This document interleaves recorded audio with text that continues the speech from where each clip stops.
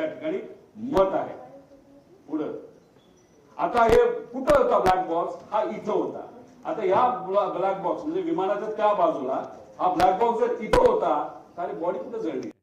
इथं केबल सुद्धा आहेत, पुढे केबल पण आहेत, त्या सगळ्या कॉपरच्या केबल आहेत. कॉपरचा मेल्टिंग पॉईंट अजून कमी असतो, त्या सुद्धा तिथं मेल्ट झालेला नाहीत. म्हणजे उगाचच कालचं आज आमचं प्रेझेंटेशन आहे म्हणून काहीतरी द्यायचं, म्हणून काहीतरी माहिती काल दिली असं आमचं त्याच्यामध्ये मत आहे. पुढे हे सगळे उदाहरणं आहेत. ह्याच्यामध्ये हे कुठलं तरी एमिरेट्सचं दिसतंय, एअर इंडिया दिसतंय, हे बँकॉकचं दिसतंय. ह्याच्यामध्ये सगळ्यात मध्ये सेम इंटेन्सिटी, सेम आग, सेम टेम्परेचर सगळं असताना ब्लॅक बॉक्स पूर्णपणे त्याच्यामध्ये मिळालेला आहे. पुढे आता बघा इथं केबल आहे, केबल सगळ्या तुम्हाला दिसतील. अजून तुम्ही व्हिडिओ बघितला तर केबल तशाच तशा तुम्हाला दिसतील.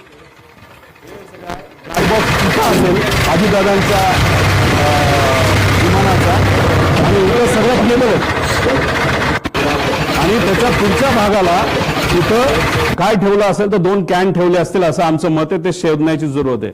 90 कोटी रुपये खर्च करून युनियन मिनिस्टर राम मोहन नायडू साहेबांनी काही महिन्यांपूर्वी एक लॅब इनॉग्रेट केली. आता एवढी हाय फंडू लॅब तुमच्याकडे असेल तर तुम्हाला बाहेर पाठवण्याचं काय कारण? बरं ठीक आहे, तुम्ही बाहेर पाठवत नाही तर ते या लॅबमध्ये इथंच भारतामध्ये बसून तुम्हाला माहिती काढता येत नाही का? ठीक आहे, टेक्निकल एजन्सीची मदत घ्या असं आम्ही सांगितलं होतं. तुम्ही सुद्धा आता म्हणताय की नाही आता आम्ही टेक्निकल एजन्सी फक्त टेक्निकल गोष्टीसाठी बाहेरच्या एजन्सीची मदत घेऊ, ते सुद्धा कॅनडाचं. त्या कंपनीचं नाव मी पुढे सांगतो. पुढे आता ह्याच्यामध्ये अजून एक माहिती आहे.